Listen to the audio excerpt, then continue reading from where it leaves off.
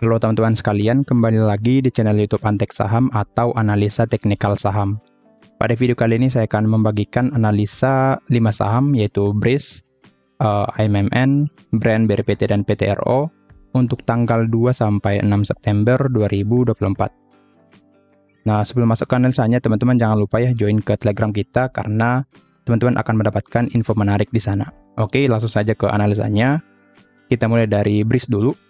Boleh kita lihat di sini BRIS tidak mampu break resisten 2760 ya. Di sini tidak mampu di breakout dan boleh kita lihat dia turun lagi ke area demand-nya. Dan boleh kita lihat setelah mencapai area demand dia menandakan rejection di hari Jumat ya. Jadi ada potensi BRIS akan naik lagi karena menandakan rejection di sini. Jika kita cek, nah di sini ya di closingnya dia ada gap up 0,38%. Jadi untuk BRIS ada potensi di hari Senin akan hijau ya, tahu minimal dia spike ke bawah buat jarum, lalu bergerak naik lagi ke resisten 2760. Sekarang kita cek dulu dari broker summary. Jika kita lihat di tanggal 30 atau di hari Jumat ada distribusi ya yang cukup besar dari DX. Secara 1 minggu terakhir masih ada akumulasi dari BK. Jadi memang masih cukup menarik untuk broker summary dari BRIS ini. 2 minggu terakhir, oke, masih ada akumulasi. Jadi pada BRIS masih ada potensi untuk bergerak naik. Oke, jadi untuk BRIS pantau satu area demand di sini 2600 sampai 2640. Jika area demand ini tidak di breakdown, maka BRIS akan naik lagi ke resisten 2760. Tetapi jika di breakdown maka BRIS akan turun ke demand 2410 sampai 2490. Jadi untuk BRIS pantau satu area demand di sini. Untuk lanjut bergerak naik maka BRIS harus bisa break dulu ya resisten ini. Jika bisa di breakout dia akan lanjut naik ke resisten yang di sini 2850. Jadi pantau area yang di sini kemungkinan dia akan sideways dulu karena memang posisinya ada distribusi secara harian. Jadi mungkin akan bergerak lebih lambat dulu sebelum nanti ada akumulasi lagi. Oke, jadi boleh pantau area demand yang tadi pada BRIS. Lanjut ke saham yang kedua ada Aman Mineral International. Oke, untuk Aman boleh kita lihat di sini dia tidak mampu break resisten 11.150 ya. Jadi boleh kita lihat di tes di hari Selasa dan setelah dicapainya resisten itu dia bergerak turunnya di hari Rabunya, di besoknya. Jadi untuk Aman ini masih potensi turun dulu ya, minimal memasuki area demand-nya lagi. Jadi ada potensi dia turun lagi ke area demand, lalu naik lagi ke resistennya. Oke, jadi pergerakan Aman akan lebih cenderung untuk sideways di sini. Dan juga ada berita terbaru kalau pengendalinya baru jual 10 juta saham ya kalau nggak salah. Jadi jika ada berita seperti ini maka menjadi sentimen negatif pada Aman. Oke, jadi boleh pantau secara teknikal area demand 10.225 sampai 10.575. Jika area demand ini belum di break dan maka Aman masih potensi naik ke area 11.150. Tetapi jika demand ini di break dan maka Aman akan turun ke demand selanjutnya di 9475 sampai 9.800. Oke. Untuk lanjut bergerak naik maka Aman harus bisa break dulu ya. Breakout resisten 11.150. Jika belum di breakout maka pergerakannya akan sideways di area demand dan juga resistennya. Jadi boleh pantau area yang paling penting yaitu demand, kemudian resisten di 11.150. Untuk trading plan belum ada karena memang masih nanggung ya pergerakannya. Jadi tunggu konfirmasi di area demand jika ingin beli. Jika ada rejection di area demand maka boleh beli dengan stop loss di bawah dari demand dan target di resistennya di sini. Oke. Jadi boleh pantau saja area demand. Jika ada rejection maka teman-teman boleh buy di area demand-nya. Tapi jika belum ada maka jangan dipaksakan ya karena ada potensi juga di breakdown nanti untuk demand-nya. Oke. Lanjut ke saham yang ketiga ada Brand. Untuk Brand boleh kita lihat di sini ternyata langsung naik ya. Saya bagikan di hari ya, di sini boleh kita lihat terkena trading plan kita di sini. ini Jumat, saya bagikan di hari Sabtu ya. Jadi untuk Brent dia naik dan sudah hit target 4,87%. Jadi memang happy cuan untuk teman-teman yang ikut trading plan dari Brent. Nah, di sini boleh kita lihat Brent sudah rilis setelah dia bisa break area supply-nya. Jadi ada potensi Brent ini akan lanjut bergerak naik sampai ke ATH sebelumnya, yaitu di harga ke sini dulu ya. Yang pertama di sini 11.275, lalu di sini 11.575, lalu bisa sampai ke sini 12.200. Nah, karena di sini pergerakannya masih sangat bagus dan di hari Jumat juga bisa close hijau naik 3,12%, jadi ada potensi Brent akan melanjutkan kenaikannya. Jika kita lihat di time frame yang lebih rendah, di sini juga membuat pola kenaikan dan juga pas di sini supportnya ya di 10.425. Jadi untuk Brent pantau support di 10.425. Jika belum di breakdown, saya buat di sini ya support 10.425.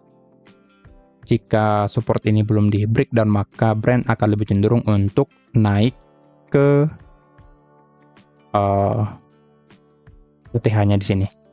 Tetapi jika support 10.425 di breakdown, maka Brent akan turun kembali ya ke area 10.000, bahkan ke area demand di 9475 sampai 9625. Oke. Jadi untuk Brent ini pantau satu support dulu yang di sini. Jika supportnya di breakdown, maka dia akan turun.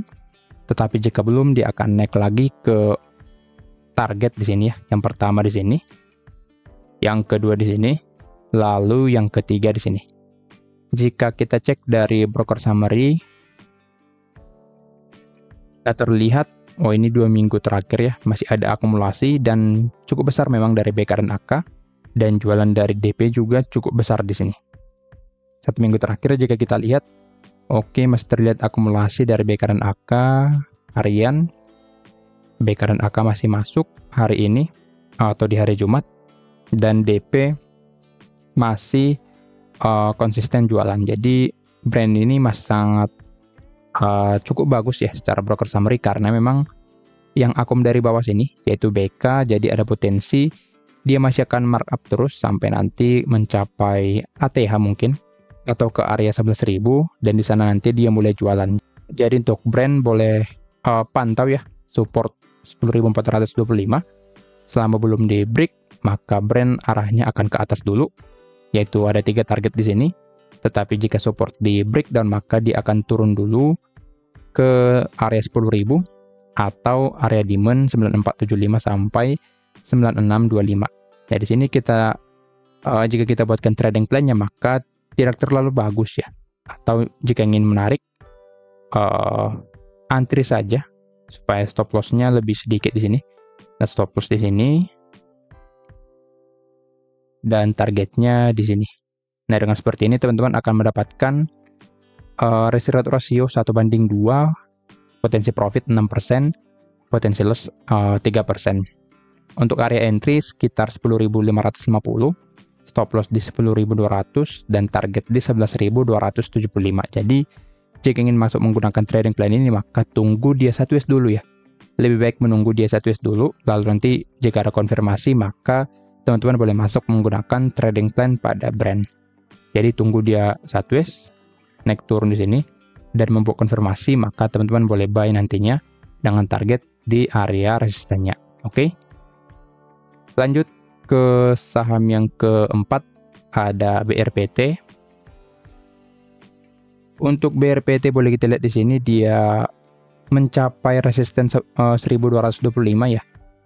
Tapi setelah dicapainya resisten ini, dia turun lagi di hari Kamis.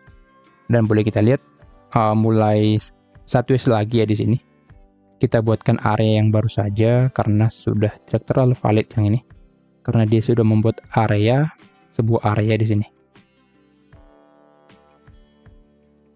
Kita buatkan area ini saja untuk BRPT untuk area demand-nya. Oke. Jadi untuk BRPT selama bisa bertahan di atas demand 1090 sampai 1120, maka BRPT ini sangat potensi untuk bergerak naik, karena di sini jika kita lihat dia berhasil membuat pola double bottom ya. Bottom yang pertama, lalu bottom yang kedua, dan area demand kita ini yaitu neckline-nya sebelumnya dan sudah valid di breakout. Jadi untuk BRPT berpotensi melanjutkan kenaikannya karena secara polanya turunnya ini hanya untuk koreksi saja atau retest untuk melanjutkan kenaikannya. Nah, di sini untuk BRPT akan saya buatkan trading plan-nya. Saya buatkan trading plan-nya di sini. Untuk stop loss di bawah dari demand. Target pertama saya buatkan 1:1 di sini ya. Di 1185. Lalu target kedua di 1225. Untuk stop loss di 1075 dan area entry sekitar 1130 sampai 1140. Jadi untuk BRPT boleh entry sekitar di area demand-nya. Di atas area demand boleh entry di sana, cicil dengan target 1185. Kita akan mendapatkan risk reward ratio 1:1, potensi profit and loss 4,87%. Jika mencapai target kedua, kita akan mendapatkan profit 8,41%. Jadi trading plan pada BRPT masih sangat menarik. Oke, asalkan dia bisa bertahan di atas area demand-nya, maka BRPT sangat menarik untuk ke depannya. Jika kita cek dari broker summary-nya, oke, BRPT di tanggal 30 cukup bagus ya, ada akumulasi dari RX di sini. Secara 1 minggu terakhir, oke, ternyata yang akum CC AKRX, oke. Yang jual LG RFMG masih menarik. 2 minggu terakhir, maka YURS oke, dan yang jual memang RF ya di sini. Jadi untuk BRPT masih sangat menarik selama boleh kita lihat yang akum di sini AKYURX, boleh nanti pantau ketiga broker tersebut. Selama mereka masih akum, maka BRPT masih sangat menarik.